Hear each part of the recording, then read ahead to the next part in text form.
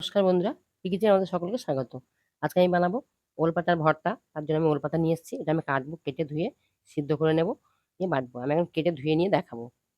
দেখুন আমি পাতাটা কাটবো, কিন্তু পাতার এই অংশটা ডাঁটার অংশটা নেব না। পাতাগুলো নেব, ডগার দিকে অল্পটুকু নেব। আর এখান থেকে পুরোটাই আমি বাদ দিয়ে দেবো। দেখুন পাতাগুলো আমি কেটে ধুয়ে নিয়েছি, আর ঠিক এই অংশগুলো আমি বাদ দিয়েছি।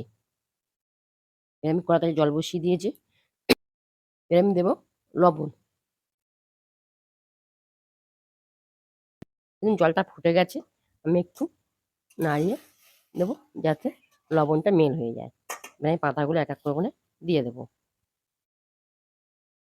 নিয়ে আমি এটা খুব ভালো করে সিদ্ধ করে নেব। দেখুন পাতাগুলো সিদ্ধ হয়ে গেছে, আমি তুলে নেব। ঠান্ডা করব, করে এর সঙ্গে 3টে কাঁচা লঙ্কা দিয়ে আমি পেস্ট বানিয়ে নেব।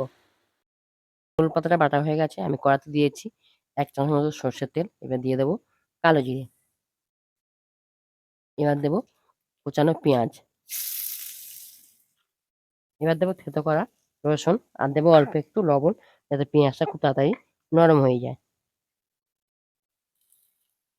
দেখুন পেঁয়াজটা আমার ভাজা হয়ে গেছে। এবার আমি দেবো বাটা ওল পাতা। আমি এখানে কাঁচা লঙ্কা দিয়ে বেটেছি। আপনারা পারলে এখানে অল্প একটু কোরানো নারকেল আর 2টো রসুন দিয়েও বেটে নিতে পারবেন। এবার দেবো সামান্য হলুদ গুঁড়ো, এটা অপশনাল, দিতেও পারেন আপনারা। আর দেবো অল্প একটু চিনি দিয়ে এটা আমি নেড়ে নেড়ে শুকনো করে নেব। দেখুন এটা আমার হয়ে গেছে, এটা আমি এবার নামিয়ে নেব।